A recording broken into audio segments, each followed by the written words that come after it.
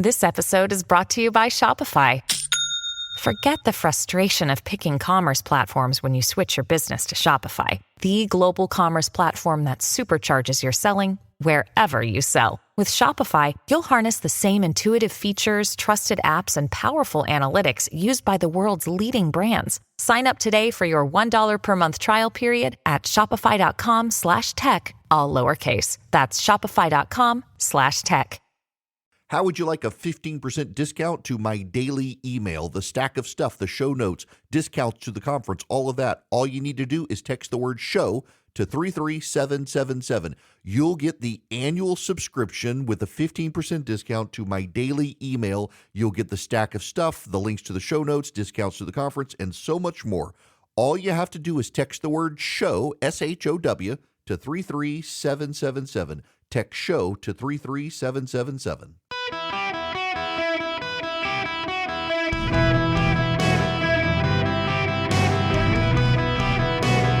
Welcome to the Eric Erickson Show podcast, Hour 1. My fellow Americans, welcome. It's Eric Erickson here, back home in the main studio today. Glad to be with you. The phone number, 877-973-7425. Should you wish to be on the program, very happy to have you with me. If any of you belong to the Ohoopee Match Club, I need you to invite me. Friend of mine is near Cobbtown, Georgia. A friend of mine just sent me a link. I need to go play any course that leaves like bottles of bourbon out on the golf course for you to find, and encourage you not to keep score. That's my sort of golf because I suck but love to play. Definitely going to need to find a way there. Okay. Serious moment for you here out of the gate. I wrote a morning piece that you can get if you text data to 33777. You're actually going to want this piece. It's open to everybody, paid and unpaid subscribers. And I was going to wait to push it out until I did this monologue and pushed the monologue with it. But I couldn't wait. No impulse control. I felt like it needed to get out there early this morning and get circulating. But I still want to talk about it. And from the vast millions of you listening, you're not subscribers, but you should be. But we got to talk about this anyway. It's important. As you know, the American media went nuts over Donald Trump's bloodbath comment. It was clearly in context about the automotive industry and the economy, but the media made it about his violent rhetoric and call to violence. What's notable is they jumped the gun. They immediately rushed to, he's yet again calling for violence. When people pointed out they got it out of context, some of them deleted their tweets, but most of them said, well, we know the context, but this is par for the course. And the epitome of this is Jen Psaki, who has a show on MSNBC, is the former White House press secretary. And I want to play her comment for you.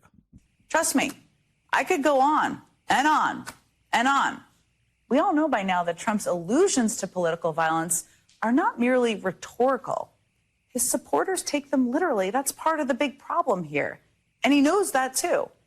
So no, we did not miss the full context. This was not some meandering off-message comment. This is his message. As the Biden campaign put it, this is who Donald Trump is.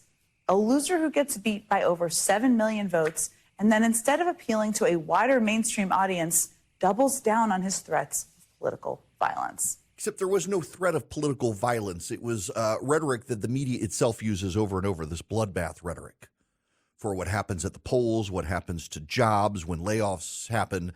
There was no threats of violence, but the media decided to twist it into threats of violence. And of course, this is all they're going to do for the next 7-8 months through the election, because they've given up trying to sell Biden as somehow helping the economy. People buy groceries every week. They know he's not helping the economy. And so we're going to get this democracy versus dictatorship nonsense. Listen to this, also from MSNBC. That's what's at issue. But what I'm saying is, if we allow Donald Trump to succeed in fuzzing these issues up and making it seem as if nothing important is at stake, then people whom you and I know love their rights, love democracy, love American history, most of it, will not act to save it. They'll just say there's no difference between Trump and Biden. So all I'm saying is you and I know, are totally agreed that, from now until the election in November, we've all got to say the only issue is democracy versus dictatorship. Don't let them take it away. Democracy versus dictatorship. There's a headline out today. Where is this? Yes, this is the Associated Press. Trump is making the January 6th attack a cornerstone of his bid for the White House. No, this is projection from the left. The Democrats are making January 6th. Trump is responding to the Democrats making January 6th the cornerstone of Biden's reelection campaign. They're even bringing back Christine Blasey Ford. Remember her? Rolling Stone says she's coming out to tell people all about the threats against her when she accused Brett Kavanaugh of sexual assault. This is what they've got. Accusing Trump of violence and daring you to vote for him.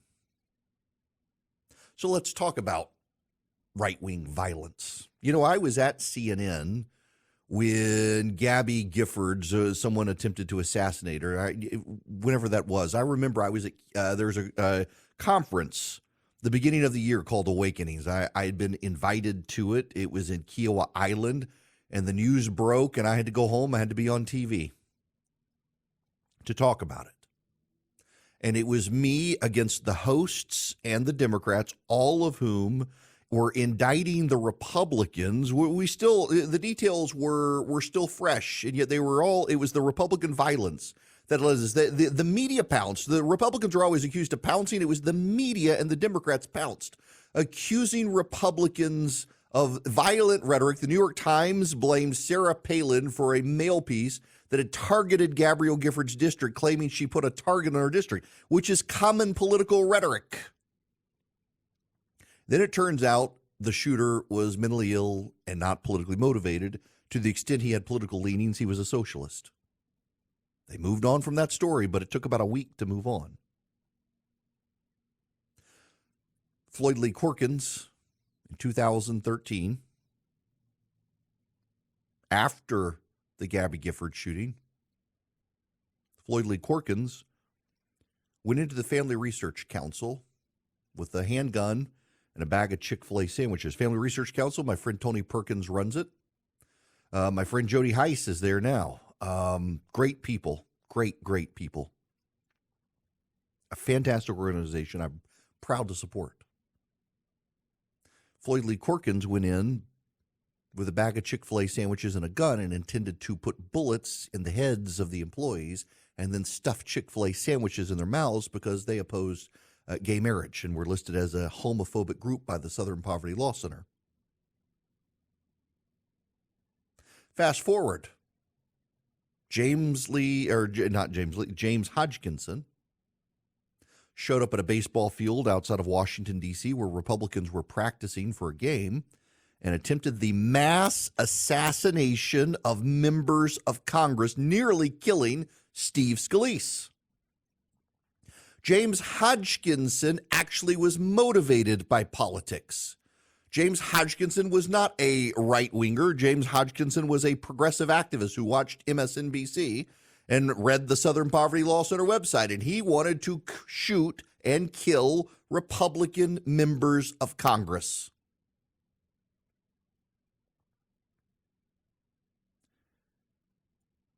I was not at CNN at the time, but I have many friends who were.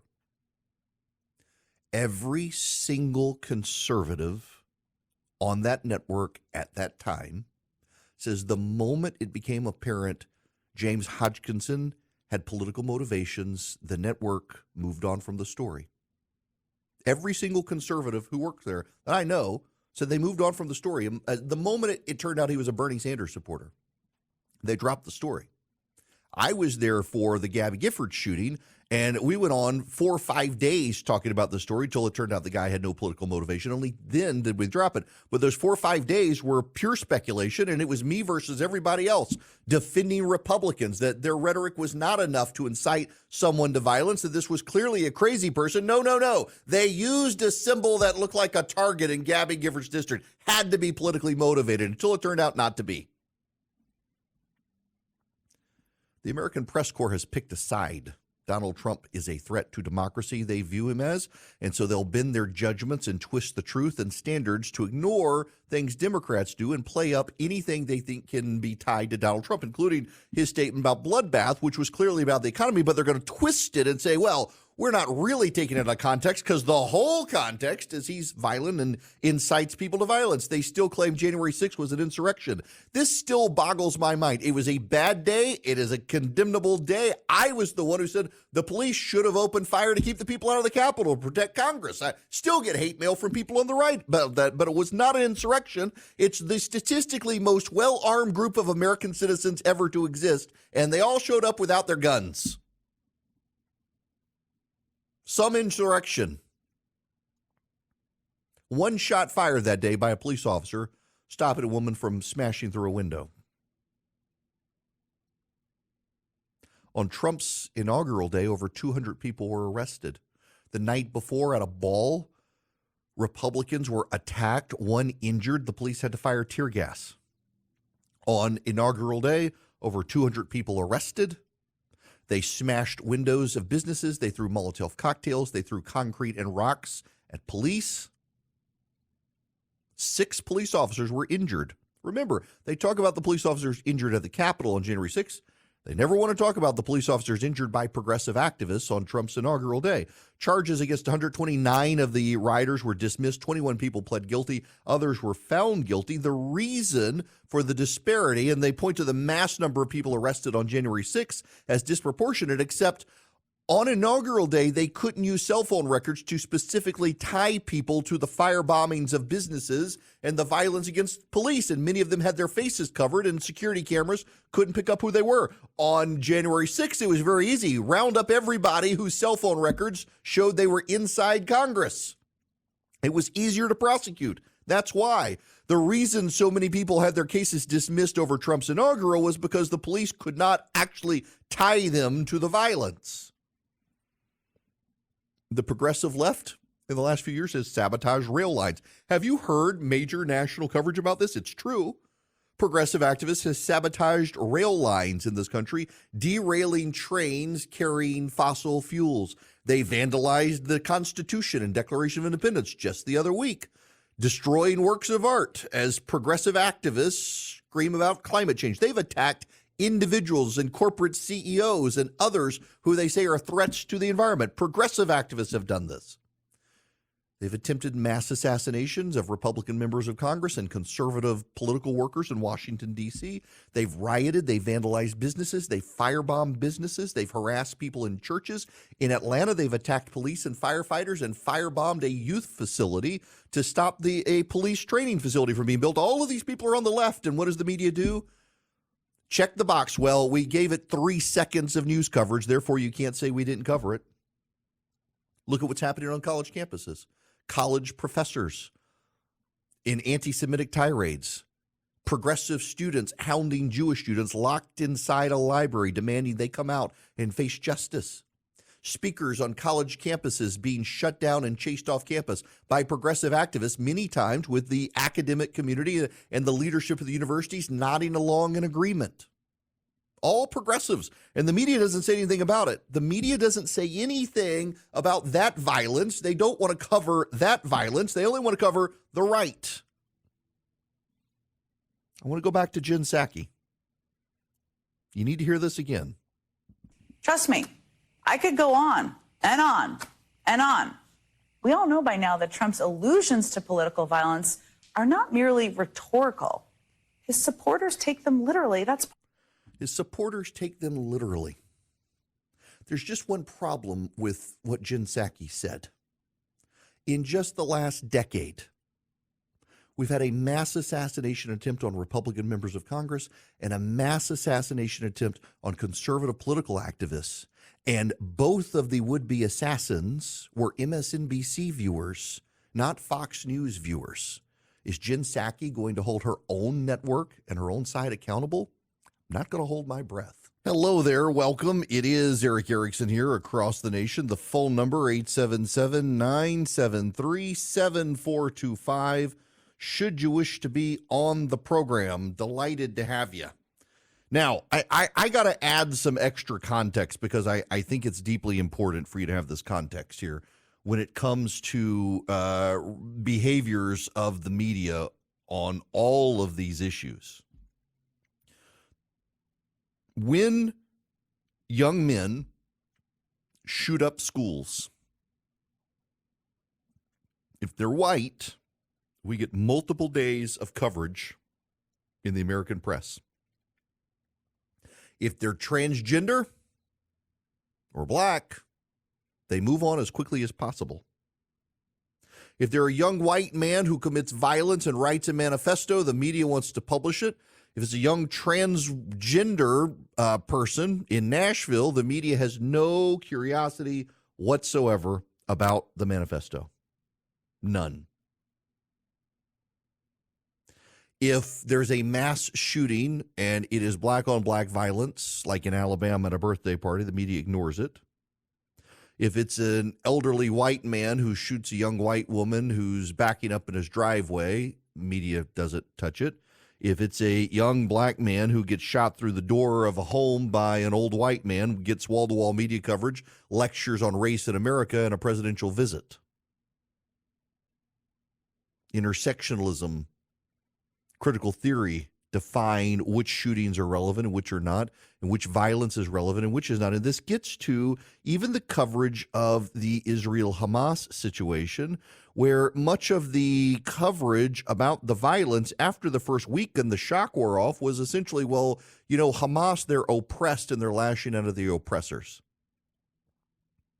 And you see this as well with the rhetoric on the right, that Donald Trump's words and calls about bloodbath must be taken as literal calls to violence. But when Barack Obama says, get in their face and take a gun to a knife fight, well, it's just figures of speech. He's given a pass. He's given a pass. There is a double standard, and that double standard is playing out in news coverage. But also, it makes it less likely that people on the right will pay attention if there's something relevant. If something is really relevant, the right is going to tune out the media because the media has picked a side. They've picked a side. They have an agenda now, and that agenda is to stop Donald Trump and to scare everyone about democracy and dictatorship, when the left would be perfectly fine with a dictatorship as long as it's a Democrat in charge. Hillsdale College wants to educate you about the Constitution, the meaning of the Constitution, the meaning of citizenship. They want to give you a free series of lectures from Victor Davis Hanson, the acclaimed military historian, who I am a big fan of, by the way. I am fanboying over doing this for Hillsdale. EricForHillsdale.com, ERICK, for Hillsdale.com. You can go sign up, give them your email address, and they will get you the Victor Davis Hanson lectures. You can review them at your own pace, share them with family and friends, and start a relationship with Hillsdale College. One of the cool things about Hillsdale is this is the beginning of the relationship, not the end. They've got so many great courses you can take on C.S. Lewis, on the Constitution, this on the decline and revitalization of citizenship in America, so much more. It's like a monastery for the mind of conservatism. They want to preserve our constitutional order. They do such a good job on their campus as well. And now there are so many classical Christian schools and homeschooling programs that use their materials. Start a relationship with Hillsdale College today. Go to Eric, ERICK, EricForHillsdale.com today, and check out Hillsdale College, EricForHillsdale.com. Hello there. Welcome. It is Eric Erickson here across the United States of America. Delighted to have you with me. The phone number is 877-973-7425. Let me see if I can make Heather happy. So we're experimenting with some video stuff here, and I just had catastrophic video failure, and I, while talking to you on the radio, am also trying to figure out the stupid camera situation in my office, and it just decided to bomb out, but I think I might have just found a replacement. Live on air while I'm talking to you, diagnose, troubleshoot, and do an equipment swap. I am multi-talented. Now, I want to switch gears because I was going to talk about something else, but one, I need to tell you There are primaries around the country, and several listeners down in Florida have said, why bother voting if Trump's got the nomination? Well, there's a couple of reasons. If you support Donald Trump, you want to make sure he wins big because you want the headline to not be Trump loses 30% in Florida. This is a warning sign for the general election. If you don't support Donald Trump, well, then you do want the headline to be Donald Trump's got problems and maybe needs to stop attacking Ron DeSantis on the stage. So you want to go show up in Ohio. Well, it is primary day there, and Bernie Moreno, it looks like he's jumped into first place in a close race against what's his name, Matt Dolan. And here's the problem here. The Democrats have poured a lot of money into the end to help Bernie Moreno get across the finish line first. The reason is because they think he's the most vulnerable to be being beaten by Sherrod Brown. They desperately want him to be the nominee, but so does Donald Trump. That's a problem. Trump actually doesn't have a great history of picking good Republican candidates. I mean, Dr. Oz, Blake, what's his name? Blake Masters, Kerry Lake, Herschel Walker, Joe Kent. A lot of Donald Trump's nominees in close races tend to blow up. And the Democrats are really hoping Bernie Moreno becomes the nominee in Ohio because their data and information show he's going to be the easiest to beat. So Ohio voters probably need to keep in mind, are you going to fall for the Democrats' trick again where they help elevate the candidate they think is most vulnerable? Just keep that in mind. Now, I gotta take issue with a lot of friends. I'm a conservative. I used to be a party guy. I was an elected Republican. Like a lot of political commentators out there, I actually got myself elected office. Worst job I ever had, by the way. I should note, there's this thing called a constituent. They're also called a voter, and they are stupid. And stupid people who are constituents and voters want things from you. And those people oftentimes have irrational demands and cannot understand that things are actually a little more complicated than they think. What I'm getting really frustrated with some of my friends on the right, engaged in the same behaviors as people on the left, is they get on social media and they start saying things should happen and certain people should take certain actions or do certain things that they know for very legitimate, good, and often legal reasons won't happen. So then they can complain about it not happening.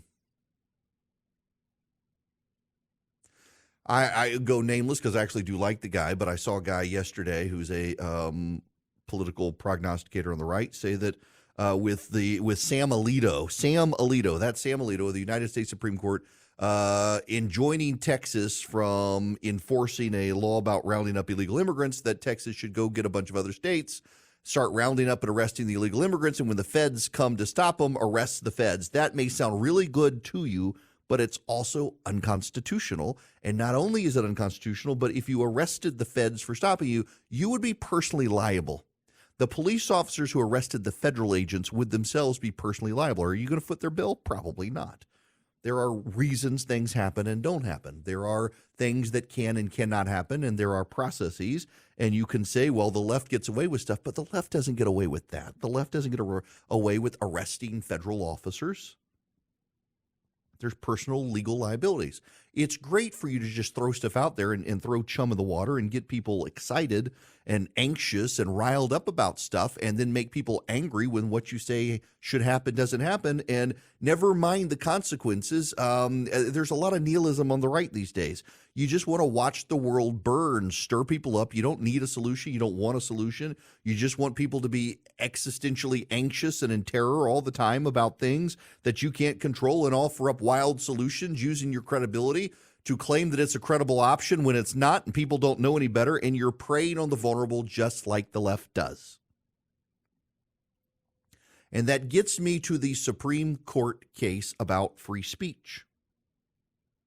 Because I'm seeing a lot of people on the right, and by the way, I'm intentionally not saying conservative because I think a lot of these people have rejected conservatism for the feel-good, do-it version of populism that actually gets nothing done except riles people up and gets them constantly agitated. At issue is a serious issue, and that is Can the government use social media companies to censor Americans in ways the government cannot? That is actually an easy constitutional issue. And the answer is no, the government cannot use third parties not bound by the First Amendment as a proxy to do what they can't do. There are two separate cases woven together. One is about the state of New York and others bullying companies into not supporting the National Rifle Association. I suspect the Supreme Court is going to say you can't harass companies to not do business with the National Rifle Association because there is an explicitness in the engagement that if you do business with them, we're coming after you. It's kind of an implicit threat when the government comes calling and says, don't do business with this group. Well, don't do business or what? The government doesn't tend to reach out to you just for the sake of a good-natured FYI. The other is the social media case out of Missouri. These cases have been strung together. In the Missouri case, contrary to what so many people have said, there's actually a little more nuance to it. And I realize we're not at an age where people do nuance. The government reached out to social media companies, Twitter in particular, but also Facebook, and said, hey, this information is disinformation. This information is foreign disinformation. This is being circulated by right-wing people. We want to let you know that we think it violates your terms and services. There is, like the NRA case, an issue of, is the government threatening these companies? And that's going to have to be dealt with by the Supreme Court. But the broader issue here, and one that's getting lost in the conversation and a lot of the angsty spin of people on the right, is this one. There are people on the right, again, not conservatives, but populists, who are staking out the position that the government can never talk to social media companies, and in particular, can never tell social media companies that they're amplifying falsehood.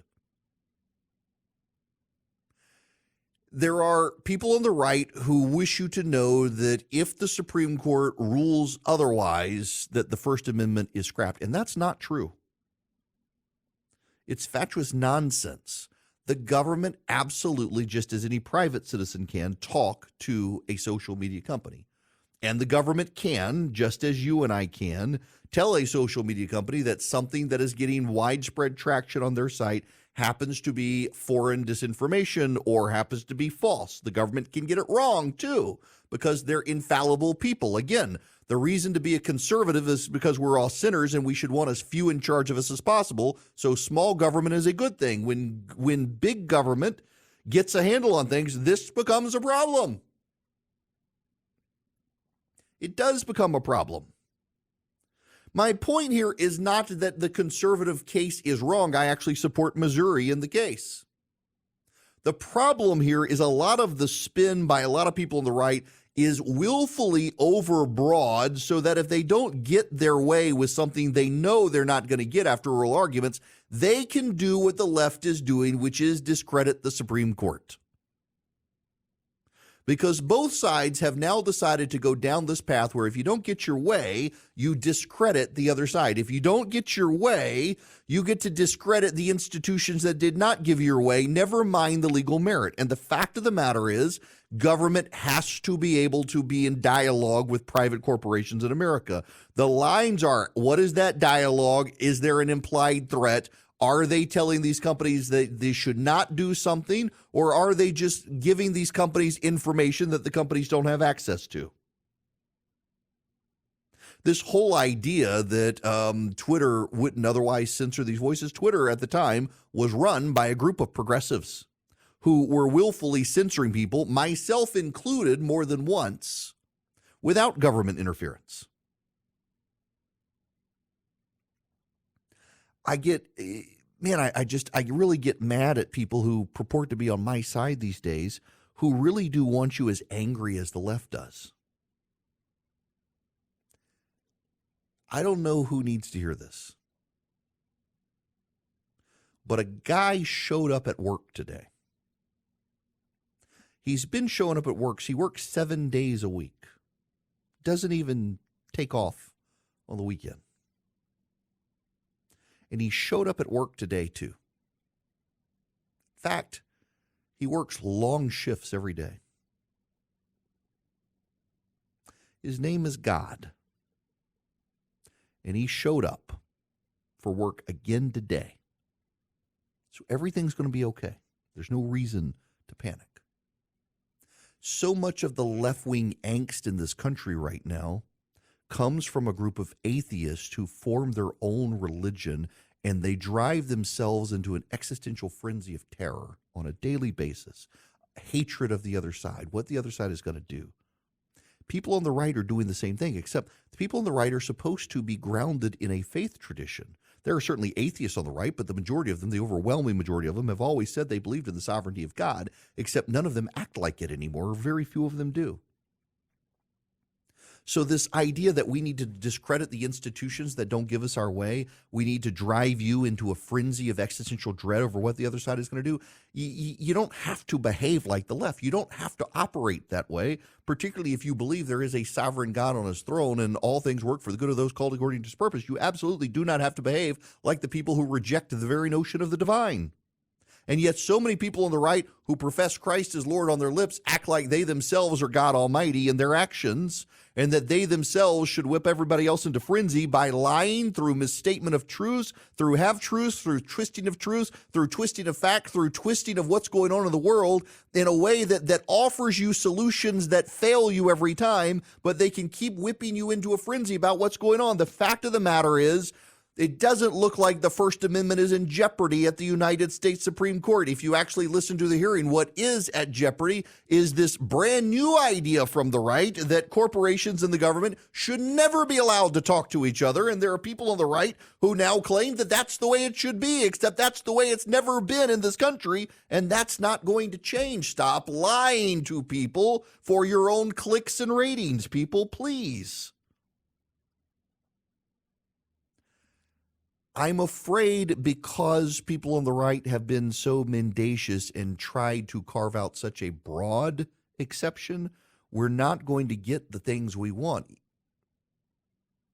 That the lawyers involved in the case fell into the right-wing echo chamber. And instead of offering up some reasonable rules that the Supreme Court could deploy, because you got a very sympathetic court to the argument about government and corporations, but they wanted to be so broad in their application, I'm afraid we're not going to get what they want. And that's not the Supreme Court's fault. That's the problem of the right-wing echo chamber reaching too far beyond what they should. There seems to be a very clear situation with the NRA and the New York Attorney General and others that the shakedown of companies saying, don't do business with this, when it had an implied or else, and that's unconstitutional. But the level of communication with private businesses to let them know they may be circulating disinformation, whether the government was right or not, whether they lied or not, that's not on the social media company.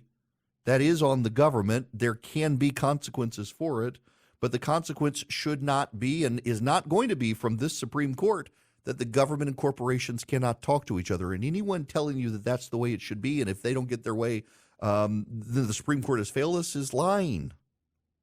That's just the truth. And we shouldn't exchange the truth for a comfortable lie, just so that we can get people to click on our stuff. I do want you to click on visioncomputers.com and go check out their website. You can also call them at 404-COMPUTE. Tell them I sent you. Get great deals. They can build you a laptops, desktops, servers, gaming PCs, workstations, whatever you need, and then they can be your service department. But here's the thing. You can pay just $179 a year. That's a year, $179 to Vision Computers, and they can help your IT support, your IT solution. So your assistant, your coworker, your employee can get Vision's phone number and call them for support so they can be really good at their job and then rely on Vision Computer that's really good on their job to take care of their computers so you don't lose out on productivity. They send to Vision what they need. They don't have to master their computer. They master their skill set. If you have an IT guy already, you don't want to give him up, well, Vision can offload a lot of the menial IT stuff on how do I fix my email, how do I fix my printer, how do I do this on the computer, so the IT guy can focus on the big stuff. It's $179 a year. Phenomenal deal, phenomenal company. VisionComputers.com, or 404-COMPUTE. Tell them I sent you. This part of the program brought to you by First Liberty Building and Loan. Wherever you are nationwide, First Liberty can help your business grow. You buying a building, buying a franchise. Those are the sorts of things that they can help you with. FirstLibertyGA.com. Tell them I sent you. FirstLibertyGA.com. I got to play for you a quick soundbite from Joe Biden. This is the President of the United States. All kidding aside, there's not a damn thing a man can do that a woman can't do. To state the obvious. There's not a thing a man can do that a woman can't do, except be Woman of the Year if competing against a man who dresses up like a woman. There's not a thing a man can do that a woman can't do except win a swimming competition if it's a man dressed up as a woman, or win a track meet if a man dressed up as a woman, or be a fashion icon in Sports Illustrated these days. If a man wants to dress up as a woman, the man is going to get the job and win the prize. That, my friends, is the truth. Look at Bruce Jenner becomes Caitlyn Jenner, doesn't even chop off his boy parts, and gets named Woman of the Year and gets some heroic award. There was some other dude who got named Woman of the Year recently. Look at the Assistant Secretary of Health and Human Services. That dude dresses up as a woman in military uniform and gets to be the Assistant Secretary of Health and Human Services to check a DEI box. Some woman was deprived of that job because Joe Biden wanted a dude in a dress for the job. There are lots of things women cannot do if men decide to do them because of that. Also, lifting lots of heavy objects as firefighters and things like that. Yeah, men tend to outperform those things. Why are we dismissing biology? And, you know, by the way, there are things that men can't do that women can do. Like, for example, if Caitlyn Jenner ever wanted to have a baby, he's not going to be able to. Only women can have babies. I actually saw, it was yet again a TikTok video the other day of some dude who's become a woman who is convinced that he is pregnant. Yeah, he's going to find out that's not the case. I'm telling you guys, this battle of the sexes stuff, the reason Joe Biden is doing this, by the way, is because he's losing every demographic group except women, so he's doing everything he can to hang on to the women. But, you know, letting men compete for their scholarships and be in their bathrooms, really not a great way to keep women on your side, Mr. President, despite placating them with these trite little lines.